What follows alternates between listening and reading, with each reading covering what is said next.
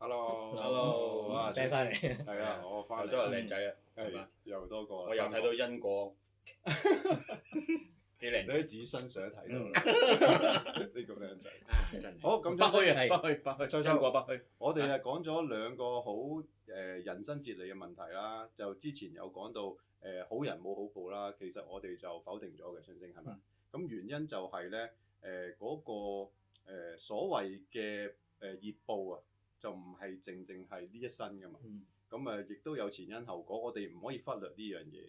咁同埋就其實我哋佛教嚟講啊，張星好強調我哋就唔係一個永恆不變嘅靈魂嚟嘅，我哋係相信緣生緣滅嘅。咁所以其實應該咁講啦，你而家呢一個身份其實就唔係上一世嘅身份，咁變咗你上一世帶落嚟嘅嘢呢，同你今世嘅身份冇乜關係。咁我諗講得好人冇好報呢個講法嘅人呢，就忽略咗頭先嗰個好重要嘅項目，係咪？咁啊，另外第二輯啦，秋我哋都講咗好醜命生成。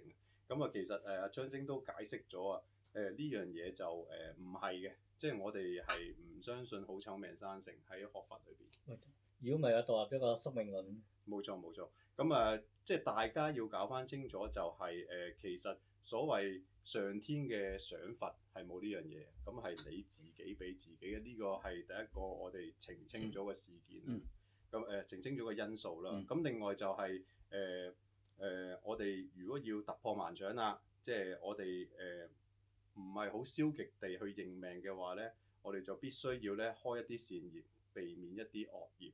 咁啊，張星舉咗啲例子啦，例如你去做回向啦，咁現世嚟講再實在啲嘅，你做一個好人，咁受到好多人嘅尊重，其實個福報都即刻見到，就唔需要等下一世係咪張星？咁另外有一點咧，我都覺得好有啟發㗎。我哋第二輯如果大家冇睇就睇翻啦。咁就係話張星就話喺因果業報呢個規則裏邊咧，嗱，如果你信好醜命生成，即係你信因果啦。咁你喺呢一個思維裏邊咧，應該咧再深入啲去思考一下，就有啲啟發先有用。咁其實張星就帶咗一個論題出嚟，上次咧即係我哋兩位阿秋秋啊 Ava 都有同一齊討論嘅，就係成為一個更加好嘅人。不過我覺得其實大家都係討論緊點樣，即係我現實啲啦。其實係張星上一堂講嘅嘢咧，就係通過因果業報嘅思維咧。就係你要去思考下，與其話成為一個更加好嘅人，不如我折衷啲講張星，點樣成為一個更加好命嘅人？咁就係即係裏邊所講，我哋有好多折衷辦法，咁大家可以參考下啦。咁張星，我又頭先總結咗我哋，譬如呢一輯好現實嘅，其實嗰兩個論題啦。咁其實我哋呢堂跟住有啲咩討論咧？其實我哋即係先前嗰兩條片咧，同大家交代咗呢兩種嘅極端嘅想法，都係其實咧就係我哋盡量係避開呢啲咁樣嘅盲點之後咧，我哋更加清晰咁樣去理解所謂嘅因果同埋業力嘅問題。當我哋更加清晰呢個因果業力嘅問題嘅時候咧，最重要嘅目的嘅時候咧，就話我哋而家點樣行啊？如果唔係嘅話，你前路迷茫嘅時候咧，咁你就會糾纏不清嘅。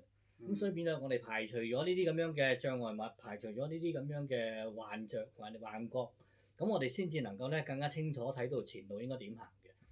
咁當然啦，我哋講到呢個問題嘅時候，講到因果，講到業力，講到呢個所謂輪迴啦、轉生啊，呢其實我哋經常都討論嘅問題係咪？咁其實我哋最重要一樣嘢就話，到底我哋生活裏邊咧，我哋點樣去體驗呢個所謂嘅業力先？我哋好多時離咗題。脫離咗現實啊！好多時點解人哋話你哋成日都講因果業力，好多時都脫離現實喎咁樣。咁其實唔係嘅，其實我哋好關注嘅問題咧，都同個現實嘅嘢咧係會有關。點解我哋喺呢度邊同大家分享一下？講到呢個所謂業力嘅問題嘅時候咧，呢個業力咧係雙向或者甚至乎多向嘅呢個咁樣嘅精密嘅互動嘅網絡，唔係個單向嘅。所以變咗嚟講咧，就係可以講係多向性嘅。咁而講到業力。你講到業力嘅問題嘅時候咧，我哋唔係淨係單單去睇所謂嘅因果業力呢個點嘅法則、因果規律。OK， 其實我哋必須要咧係將我哋嘅視野咧係拉闊少少啦。講咁你唔係淨係單單睇因果業力。如果唔係嘅話咧，我哋喺度咧係好模糊、糾纏不清嘅，搞唔清楚點樣行，喺度不斷咁糾纏。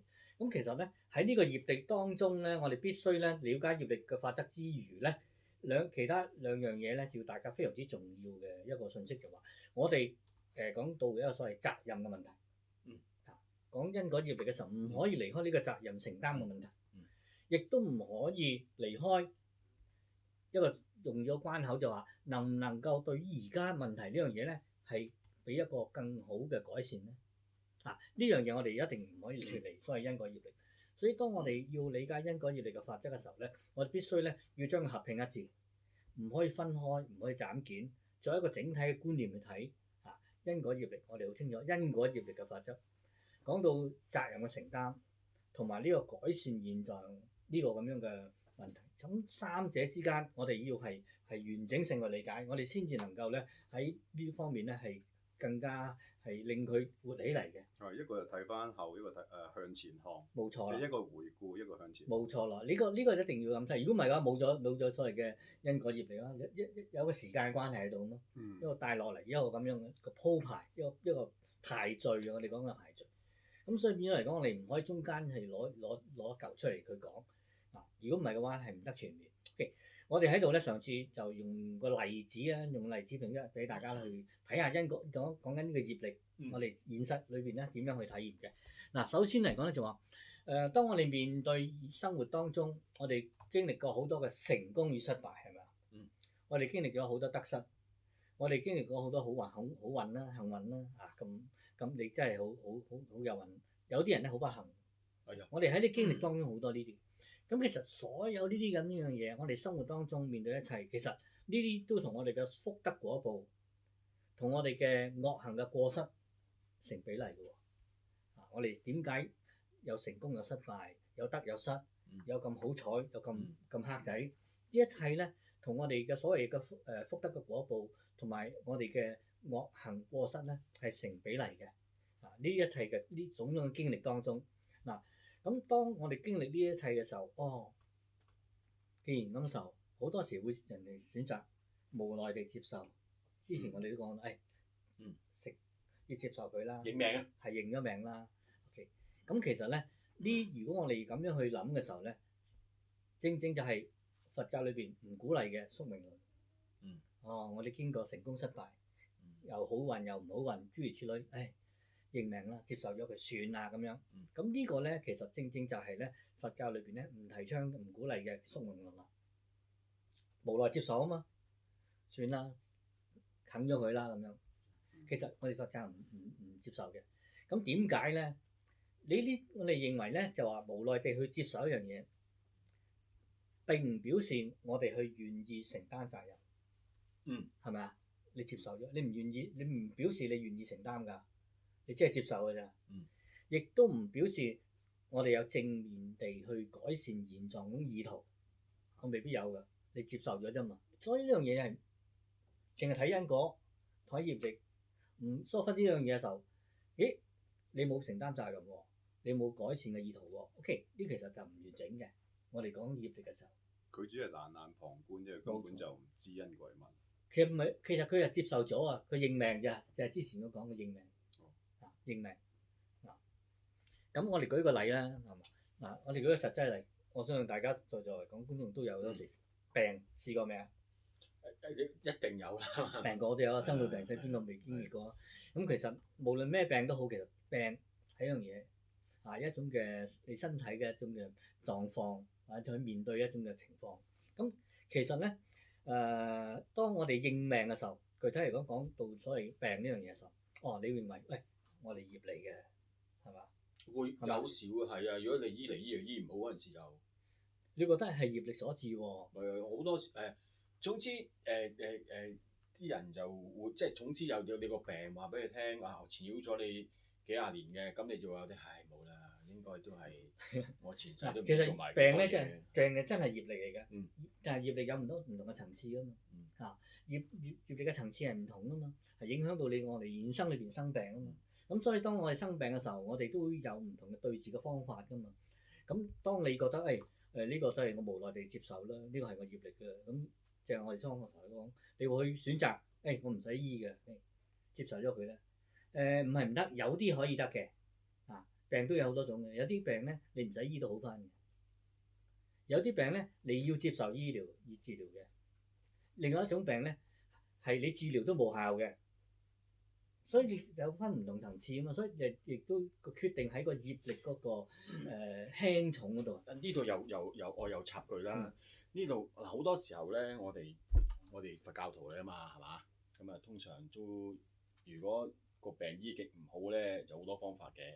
通常就求下菩薩啦，再唔啱就揾下上師啦。上師，冇事啦，咁你真係相信冇事，但係你翻去喂唔係喎。咪所以好多我哋喺度講得好清楚啦，病有3種大致上啊，一種就你生病嘅時候，你可以唔使理嘅有啲病。仲有一樣，咁我係想問下，譬如話，我哋而家有時候佛教徒，我哋再深一次，懺悔啦，懺悔咧就得㗎啦。咁你病咧就係因為你唔懺悔嘅，咁係咪又咁又可以懺悔到咧？你可以講助緣，唔係講主緣。你要因為呢個助緣，唔係一種主緣。你譬如呢個治療嘅時候，有啲係主流醫治嘅過程啊嘛，有啲係輔助治療啊嘛。即係懺悔完都要食藥嘅。係。要同時間要進行㗎。今日都講得好清楚，有啲病你唔使睇醫生，唔使食藥都慢慢會好嘅。有啲病你必須要睇醫生食藥去治理就會好㗎啦。另外一種咧，就算而家嚟講有好多病咧，你點樣搞都好咧，都冇一個解決嘅方案，有好多唔同嘅層次。所以睇你面對你啲咩病咯。OK， 好啦，講到呢度嘅時候，係咪樣樣都唔需要接受治療咧？如果你講到業力手，又唔係喎。嗱，當你咁樣去諗嘅時候咧，其實你所講嘅阿秋所講嘅問題就話，呢種想法有2種可能性。第一種就話你會係去否定咗病嘅事實。你否定咗佢啊嘛。我冇病嘅，冇事嘅。我知道咁就冇事㗎。我唔當自己病。第一種嘅，當佢冇到，唔理佢，就係咪真係算係冇事咧？咁樣呢個其中一種想法。第二種想法你都提到嘅就話，去做呢樣啦，去懺悔啦，或者諸如此類啦。但係當然啦，好多方法都可以嘅，作為一個輔助治療嘅手段係可以。但係好多時現實社會當中咧，我哋好多人咧都會被一啲治療嘅力量咧，某種嘅力量咧係誤導咗嘅喎，被誤導㗎嚇。我哋唔係話冇效，係被誤導嘅，仲要被誤導嘅，唔代表住佢唔得。只不過咧，我哋咧對於我哋被誤導咗之後咧，我哋過分地去自信啊，誤導咗你認為得㗎啦，咁樣去做。OK， 呢種可能係你被誤導咗。實質上未必咁樣嘅。於是乎咧，你對於你自己呢種咁嘅選項咧係過度自信啦。咁呢種咧就簡單講，就等於我哋好多時講緊嘅極度迷信。好簡單講，現實呢個極度，其實個背後嘅嗰個組合點樣形成咧，就係因為咧你第一你被誤導咗，其實唔係咁樣嘅，件事唔係咁嘅，你被誤導咗。第二就話你對於你嘅相信咧係非常之自信，過於自信啦。咁你就忽略咗其他嘢，呢個我哋簡單講句就叫做極度迷信。當你咁種情況底下嘅時候，我哋講緊咩啊？針對呢種治療嘅方法喎，你呢種極度迷信嘅時候，咁通常嚟講有呢種2種可能性。咁由於咧病呢種經驗咧，其實咧並唔係話單純性所講緊嘅業果嚟嘅。病呢種嘅呢個咁樣嘅經驗，你生病個個都有，唔係單純性業果。病唔係業果，唔係業果，唔係單純性純粹係業果。你覺得係業果嘅時候咧，你唔使理㗎啦，都要受㗎啦。但係唔係咁樣嘅喎，你會睇到一樣嘢喺現實當中，你嘅病好可能係因為我哋蠢咗，太過愚蠢啦，無知啊，係啊，太過愚蠢無知呢樣嘢係好多嘅，我哋唔需要再深入探到啦，大家可以慢慢去睇啦。到底我哋蠢咗喺邊度咧？到底我哋愚痴咗喺邊度咧？咁樣。第二種就話我哋大意啊，我哋太過大意咧，都會令我哋病嘅喎，係嘛？明知咁樣嘅出面落大雨，你都唔擔翻把遮嘅時候，淋到濕晒嘅時候，你翻嚟淋病咗嘅時候，呢個係你自己大意啫，係嘛？另一樣咁食嘢。你第三種咧就不負責任啦，阿 Ben 講得好，不負責任咯，你亂咁食嘢，你醫生叫你叫你唔好咁樣，唔好食呢啲喎。你唔係啊，阿醫生，我胃不嬲都痛㗎，你可唔可以醫我啊？咁醫生話唔得，你要戒咗食奶啦，係嘛？但係唔係我食奶咯，我不斷食奶，不斷食藥有乜用啫？係咪？呢個我哋不負責任咯，你明唔明啊？係啊，我不斷咁樣食，我因為咁樣我就會痛㗎啦。假如舉個例啫，喂，你嗰頭你搏命要醫生醫你，醫生唔係唔醫你啊，你要自己承擔一啲責任先得㗎。你唔好暫時你唔好食嗰啲事咁刺激性嘅有傷害性嘅時候，你暫時啦。但係你要太過放肆自己，係我無辣不歡嘅唔得啦，我寧願係聽日再睇醫生再食藥。咁呢個唔係不負責任咯。其實好多時你見到咧，當然我哋睇嘅時候咧，單方面去睇，我哋愚蠢啦，我哋無知啦，我哋大意啦，我哋不負責任啦。其實呢啲好交替性、合併性就會出現嘅喎。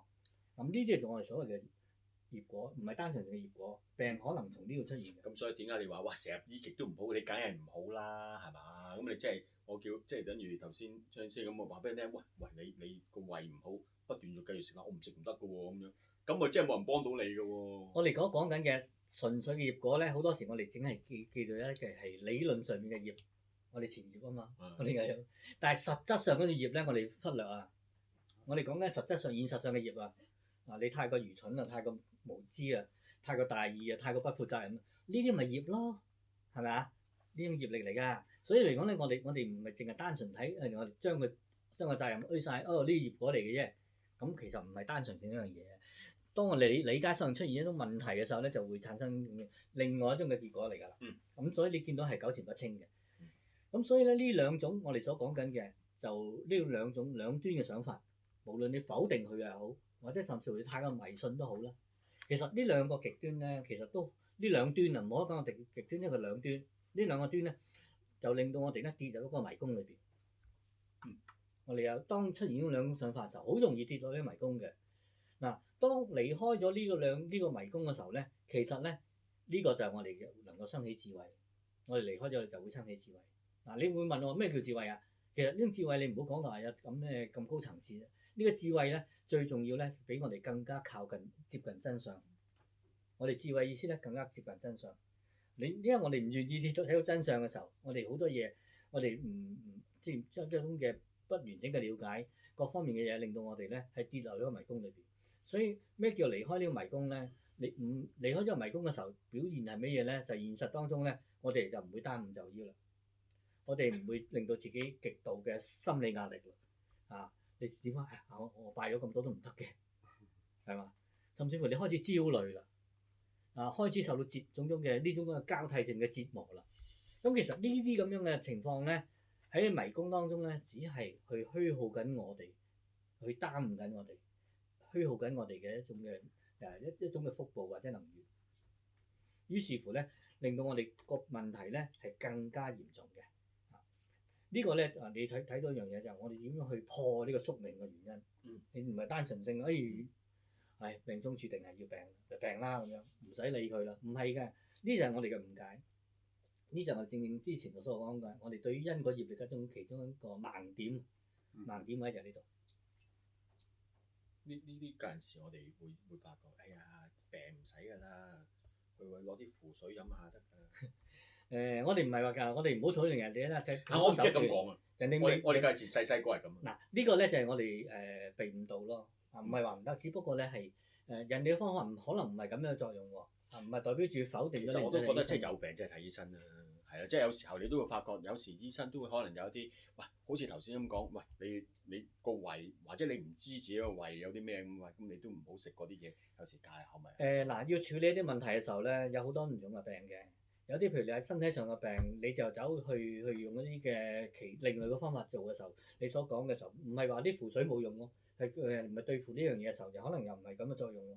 咁所以整體上面我哋必須要咧有一個比較整體性去理解。我哋千祈唔好咁偏頗去話一樣嘢啱，你話唔啱。只不過咧，佢哋嘅方法嚟講，佢當然佢有目的，佢有一種咁嘅作用。但係問題就話，我哋有好多嘢唔應該去忽略嘅嘢，你應該責任上面我哋要承擔，不負責任咯我哋。所以變咗遇到問題嘅時候，我哋啲不負責任嘅基因咧就出嚟㗎咯喎。我哋呢種無知嘅基因又出嚟㗎咯喎，係嘛？於是乎咧，我哋呢種咁樣嘅大意嘅方式咧，又亦都嚟㗎喎，疏忽亦都嚟㗎喎。所以我哋講到嚟講，我哋舉第二個例，喺呢個因果業嘅觀念當中咧，其實我哋好多時咧跌落一個盲點就話好死板。好多時咩叫死板咧？點對點係乜嘢咧？係呢個呢點對點嘅因果互動咧，係對待呢種因業力嘅法則。咁例如咩咧？我打你，我當然唔夠你打啦，你咁大隻。同埋我哋亦都唔係鼓吹武力，亦都唔係去鼓吹呢個武力或者打人，只不過咧係做個譬喻。舉個例，我去打你。其實當呢個行為出嚟嘅時候，我哋涉及到有3個因素嘅。第一就話我有咁嘅意圖，我意圖我去打你啊嘛，我唔會打佢啊，唔會打佢啊，我就有個意圖。第二，我有一種行動做咗出嚟啊，實質行動做咗出嚟。第三就話有一個你俾我打嘅，咁呢個先出現噶嘛。咁呢個3合一呢種劇情，呢個劇情出現咗嘅時候咧，OK， 咁我話咩啊？我要承受呢個業報咯喎，係嘛？承受業報好正常啦。到呢個位係嘛？我做咗呢個行為，我要承受。OK。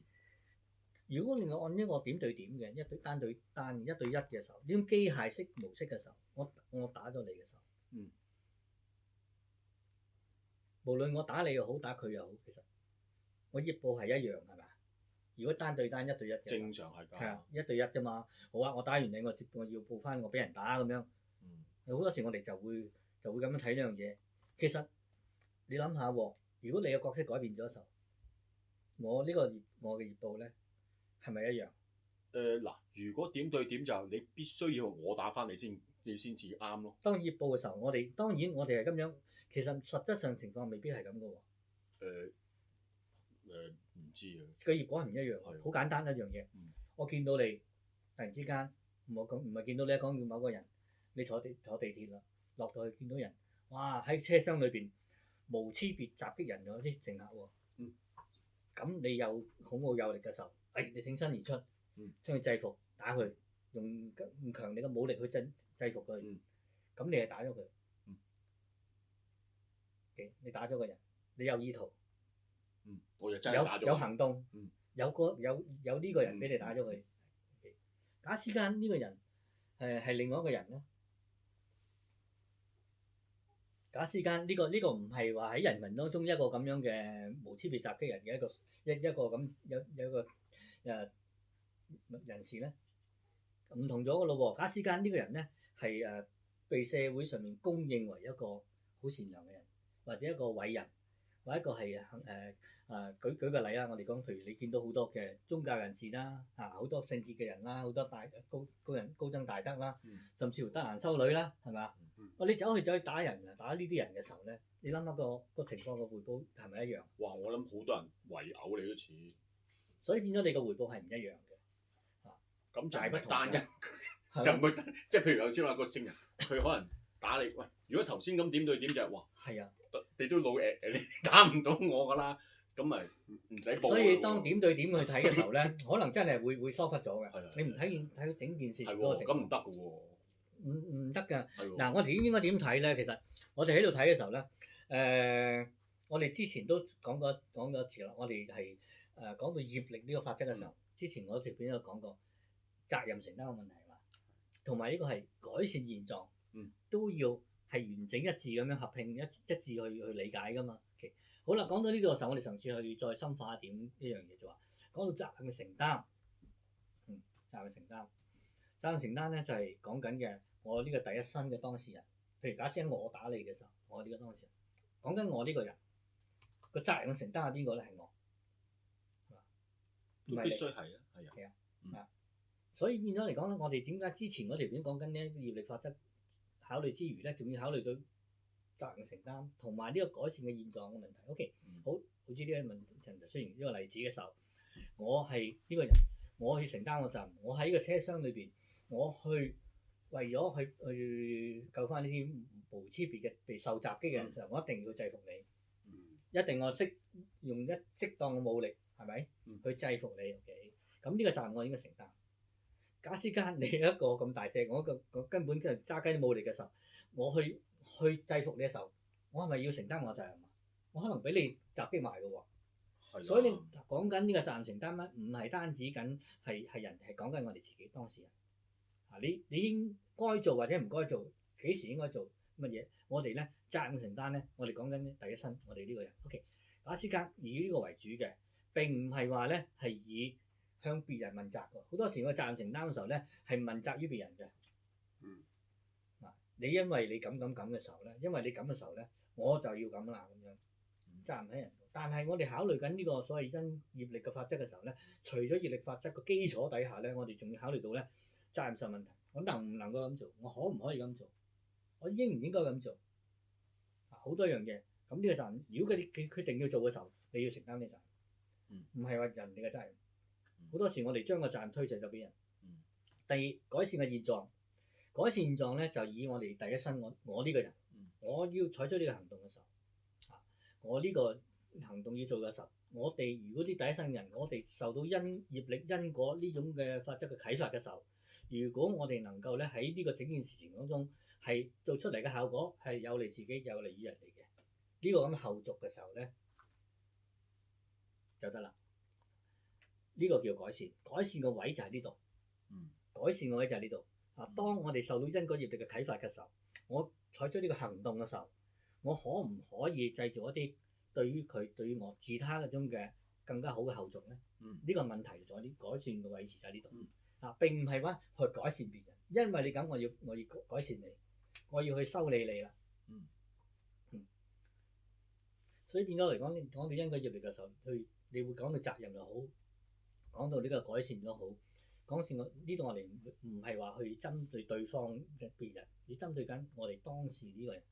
如果唔係嘅話咧，我哋好容易咧會喺呢個因果業力嘅法則當中咧，我哋好多時咧就會跌咗呢一個咁陷阱。所以先嚟翻去回應翻第一輯佳佳師兄嗰個問題就係、喂，佢想住一心一意去幫助人，但係連自己嗰個生命都去奉獻咗出嚟嗰陣時候，其實好多人會睇到就係話，第一身就係你要自己諗清楚自己係咪去救人嗰陣時候，你嘅責任，哪怕就算頭先你講句我去犧牲都好啦，我係會承擔呢一個風險，同埋同時間就係有機會去救呢個人之後，係改善到對方對於自己嚟緊嗰個點樣去睇自己嘅生命。係啊，好簡單一個例子就話，你去為一個人急救嘅時候，你識唔識急救先？係嘛？你好想救咗佢，但係可能你唔識嘅，完全唔識嘅，你就搞到佢更加嚴重咗啦。第一，你幫唔到佢；第二，亦都做唔到嘅責任。所以變咗一個能力上面問題，我哋要考慮過。講緊呢個承擔嘅問題，唔係話你想救佢你就救到佢㗎嘛。呢個係一個好好嘅對於你一定去做一件事之前係要考慮得清楚嘅。你即時間你呢個咁樣，呢個就所謂嘅智慧。我哋平時要激發呢個智慧去面對應對。我哋點樣將業力去帶到我哋喺現實當中能夠經驗到呢啲所謂業力咧？其實你睇到整件事情有所謂業力構成嘅。佢明明唔使咁嚴重嘅時候，你夾硬咧按到佢咧，錯誤地按壓咧，令到佢咧更加傷重，二次受傷。咁如果你真係有咁樣嘅能力嘅時候，你當然你付出你嘅能力係好啱嘅。但係如果你能力不到嘅時候，你唔識游水跳落水救人嘅時候咧，咁人哋覺得你點解跳落去救？你自己唔識游水，係嘛？所以變咗嚟講，呢個責任問題邊個承擔咧？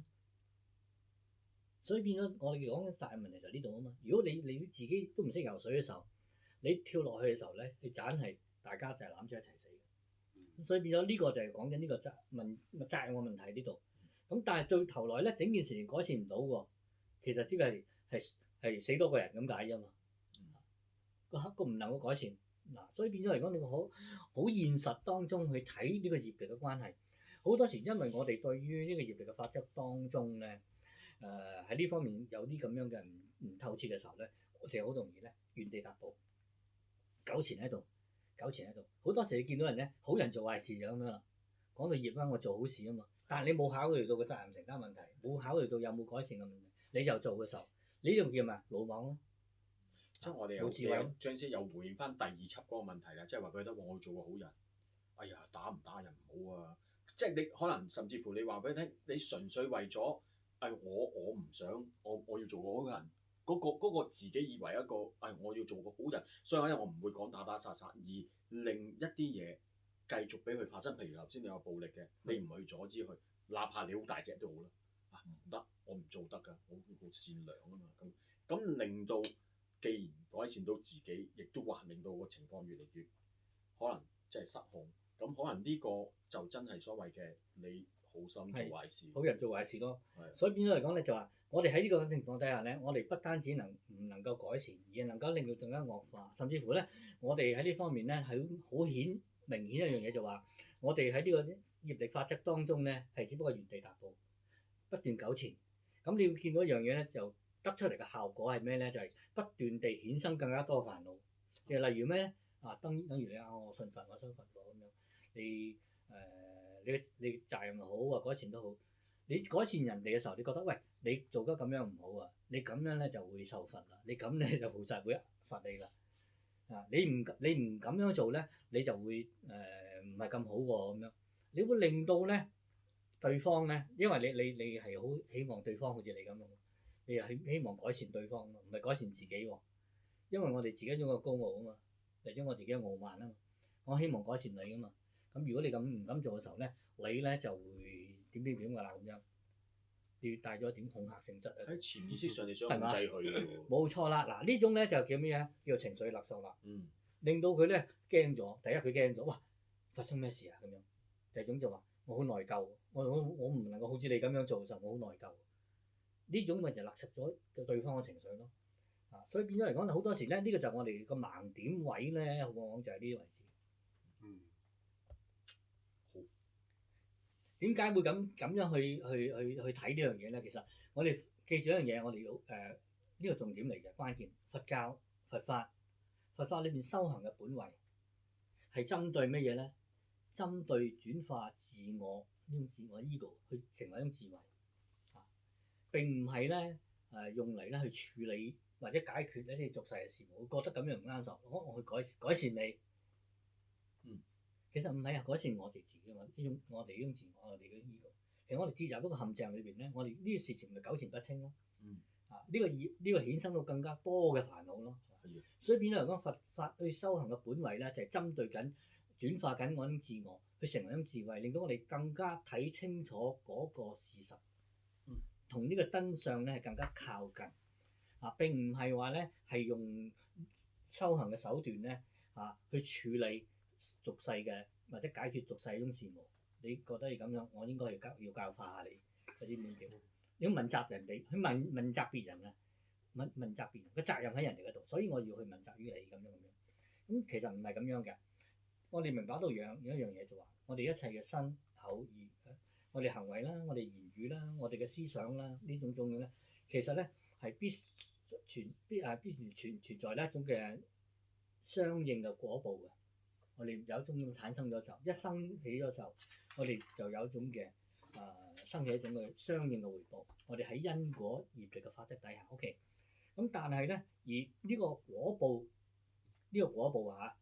後續嘅發酵咧係點咧？係好重要。當我哋身語意嘅行為出咗之後，我哋面對將來嘅呢種嘅相應嘅果報嘅時候，我哋點樣處理？而家我哋點做咧？咁而後續嘅發酵咧，我哋點樣去拿捏咧？就話，正如我哋即係佛曾經講就話，基於我哋呢種行為嘅善與不善。你呢個行為善與不善咧，就呢度嘅重點喺度。呢個就好重要，我哋一定要拿捏呢樣嘢。呢度問題出現到咩叫善，咩叫不善先？善嘅意思咧，能夠導致自己啦，導致別人咧唔受苦嘅。不善嘅意思咧，導致自己對於別人都受苦嘅。好清楚㗎。係啊，好清楚嘅。呢個係呢個善與不善，即係一個好標準嘅一種嘅答案一樣。OK， 好啦，咁點拿捏先善與不善？你會問我有啲人。OK， 一切去決定於我哋自己嘅良知，決定於我哋係咪正善或者正向。有啲我哋對於佢好私心嘅，係嘛？但算你冇私心都好啦，你能力辦不到，咁變咗啲妄想咯喎，咁你咪產生好多煩惱咯，糾纏落去。所以變咗嚟講，你一定要係以自己我嘅良知、我哋嘅正善、正向為原則，去喺善與不善之間去拿捏。所以咧喺佛教嘅教法裏邊咧，着重一點係咩？平衡。平衡點唔可以跌入呢兩邊嘅。呢個平衡點就係我哋自他咩叫平衡咧？就係、自己同埋別人咧都唔受苦嘅平衡。我哋一個咁樣嘅平衡點。咁呢個咧就為之善行。明啦，嗱呢個重點就係為之善行。但係你睇到現實世界裏邊好得意嘅，現實世界裏邊咧有啲人咧可以犧牲自己成就別人去利益人哋，有啲咧係有啲人咧係啱相反啦，只係去提升自己嗰種幸福，而係不理別人嘅死活，都有嘅好多啲現實上。咁但係問題就話你唔係話去睇人哋點做，問題就話睇我哋自己點做。講到修行嘅時候，邊個去修啊？我去修，唔係佢去修，唔係佢去修。我去點樣消化去理解呢樣嘢，先至係最後續嘅發酵。不過頭先張先都講咗3個好具體嘅指標啦，好有指標性嘅。我覺得其實係唔會好似即係之前咁有啲唔係好清楚，唔係好具體，而係好比較清楚啲。講到善惡又好，因果又好，甚至乎咧你話係好人好，壞人又好，其實咧你睇到一樣嘢啊，啲人話好人冇好報嘅時候，你見到一樣嘢，其實嗰個果報嗰粒種子嘅爆發咧，係未必喺一段時間爆出嚟啊嘛。佢時間咁啱爆咗 A 種子嘅時候，B 種子啱成緊型嘅時候，可能未出現咧。係啊，你啲惡業啊，未係成熟緊，未能爆到出嚟，仲係醖釀緊。而家現階段你做咗壞事，啱啱善嗰個種子爆咗出嚟嘅時候，俾人睇到個錯覺，咪覺得係好人冇好報咯。咁但係你惡報嗰粒種子咧，開始成長緊啦，開始萌芽緊啦，將來可能咧係會開花結果嘅。咁所以變咗你睇到時間性嗰個發展咧，你睇到個時間性喺度。每一樣嘢都係有一個起承轉合，每一個因果業力咧都係佢到時機成熟嘅時候，佢就自然會浮現。你唔可以夾硬喺揠苗助長嘅喎。即係我哋如果睇唔到嗰個，我哋忽略咗嗰個時間全面性咧，係啦，睇唔到成條線，只係cut 咗一橛出嚟睇咧，我哋就睇斷章取義即係啦。嗰一刻咧，其實可能係好多嘢發生緊嘅，我哋就用翻之前嘅狀態做一個對比，就形成一個咧錯誤嘅見解，以為係好人冇好報。你個好人冇好報嘅時候，你做咗好事，OK，呢個你而家呢個業因係嘛？你業因，你呢一世係好人係嘅因。你而家你受呢個咁樣嘅呢啲咁樣嘅遭遇，呢際遇係種果，係種果。OK，如果你呢段時間你接受緊嘅苦果嘅時候，你唔去做呢啲善因嘅時候，即係話咧，你將來亦都冇有好嘅果報。咁但係同時間，我哋呢一生嚟講，我就只係我着眼去多行善事嘅時候，我哋呢個善果咧係一定會出現。咁但係我哋呢刻我哋承受呢個苦果嘅時候，我哋將佢成熟咗，就唔會等帶到下一生。所以變咗嚟講咧，我哋睇因果業力嘅時候，呢個就係平衡點嘅。所以變咗嚟講咧，就話我哋唔可以喺呢個苦果當中再做惡因嘅時候咧，即係話咧，我哋嘅惡因不斷，苦果亦不斷。所以頭先阿 Ben 先嗰個最好，即係嗰個問題就係，即係話除咗如果你淨係睇到咁片面啊，係啦，咁片面嘅，其實你就真係真係都仲係未明白因果業力嗰個真係嗰個時間嗰個 timeline 係啦，即係嗰個全面性，你只係好狹隘咁去自己解釋咗你自己嘅因果。你淨係中間睇咗一次嘅時候，你根本係缺乏一種嘅可靠性喺度。你只不過係一種即係中間你從呢度抽咗出嚟嘅時候，你係唔得完整。同埋帶出咗阿昌先有一樣嘢就係，你除咗做善事之外咧，你係必須要夾雜住，你一定要有智慧去地做善事。你所謂嘅業力，或所謂你想要嗰個好嘅果報咧，先會出現嘅。即係如果你純粹係話俾你聽，我淨係做善事，而唔係喺有智慧嚟，即係等於你頭先講，就張先生咁講，喂，我淨係想做善事，但係你有冇考慮過你自己係咪做到嗰陣時候咧？其實你不但冇幫到件事，可能嗰件事會更加惡化㗎，更加嚴重㗎。係啦，所以我諗呢一樣嘢亦都係我諗係佛教係最係好核心、好關注嘅問題啦，重點關注問題。呢度咧涉及到我哋所謂輪迴啦，呢個咁樣嘅咁混亂呢個輪迴世界。但係呢咁混亂嘅輪迴世界當中咧，佢係好有秩序地發展嘅，係唔會有任何偏差。所以講到呢個輪迴又好，其實就係話我哋咧係生死之間嘅事。我哋呢啲生嚟講，我哋個個都生勾勾，將來一日我哋都會離開呢個世界。當我哋離開世界嘅時候，我哋死咗之後又點咧？咁因為咧，我哋業力嘅因果，因果業力嘅牽引，於是乎咧，我哋又係再次一次投生喎。當我哋再一次投生喺新嘅一次嘅生命當中嚟講咧，呢個咧當然啦，我哋呢一生係我，下一生都唔知邊個係我，係咪啊？咁於是乎喺新嘅生命當中，業力因果又出現咗，一次一次咁樣不斷咁樣糾纏落去。咁所以呢個生死不斷反覆嘅。咁無論點都好啦，周旋喺呢個唔同嘅生命嘅形態當中咧，其實呢個就我哋所講嘅叫輪迴。我哋呢一生嘅人，我哋唔確保我哋來生做得翻人，呢個先係問題喎。如果做唔得翻，又點算咧？咁樣咁所以變咗講係每一樣都係好係啊！我哋真係而家我哋有善惡我哋有福報，我哋做到人，但係我哋之前唔知道幾多嘅惡報啊嘛，將會發生緊噶嘛。如果於是乎咧，當我哋連冇發展能夠確保我哋下一生有呢個咁好嘅條件嘅時候咧，我哋而家應該咧就不斷締造一啲嘅善因啦，令到我哋投生於善嘅境界啦。咁呢個係最重要。當然啦，我哋周旋咗喺唔同嘅生命狀態當中，我哋過去嚟講曾經亦都可能做過隻貓狗狗我哋前生都係可能係呢隻貓狗嘅佢係主人，我哋係貓狗。而家等我知道，我哋變咗係人，佢係寵物。其實不斷咁輪迴不息，始終我哋啲生命不斷咁連結緊一齊，呢個就係所謂嘅輪迴。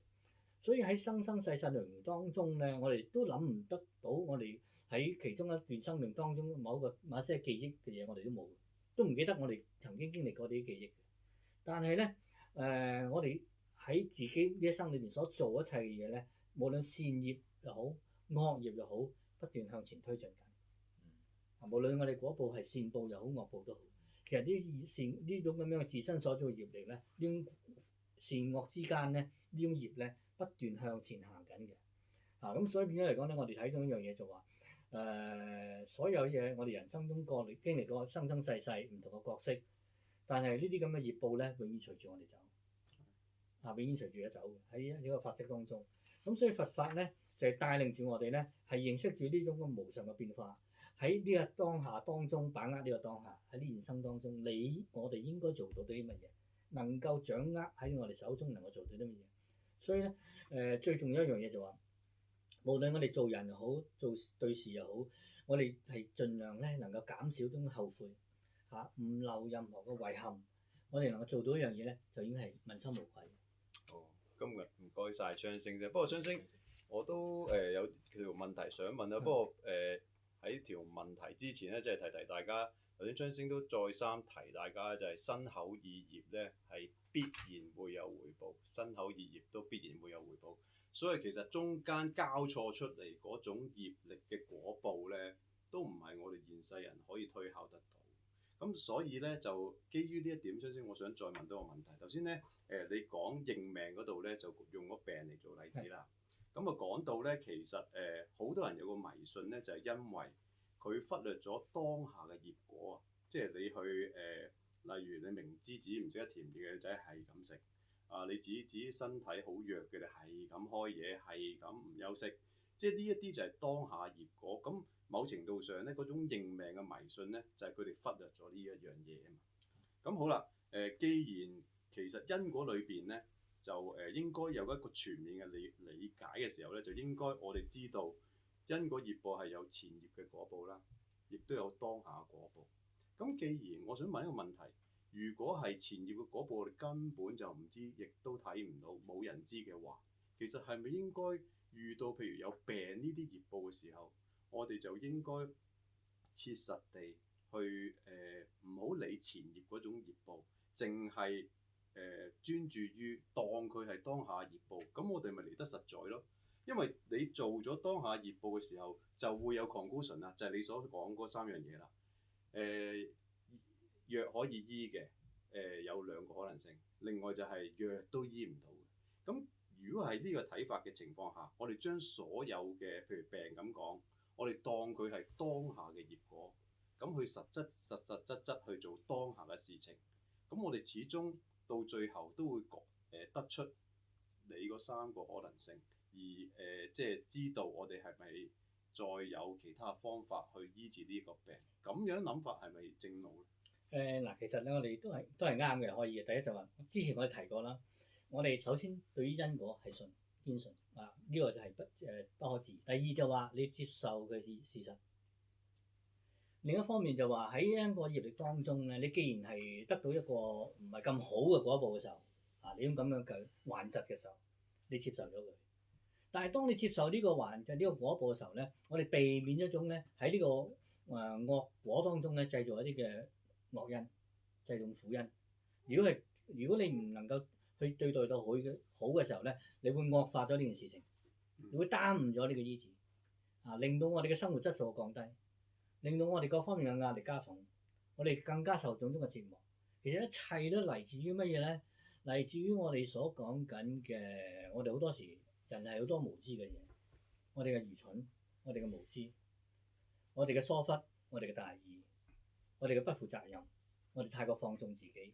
於是，我哋喺呢個咁樣嘅苦報當中啊，即係你所講有一種嘅惡疾喺度，惡疾纏身嘅時候。O.K. 你接受咗佢，你樂觀咁去面對，你同時間你喺一個苦果當中唔做一個苦因，我哋更加正面嘅做啲正善之因，於是乎咧係為未來咧係鋪條更好嘅路，而喺現生當中咧，我哋最低限度都活得舒服啲。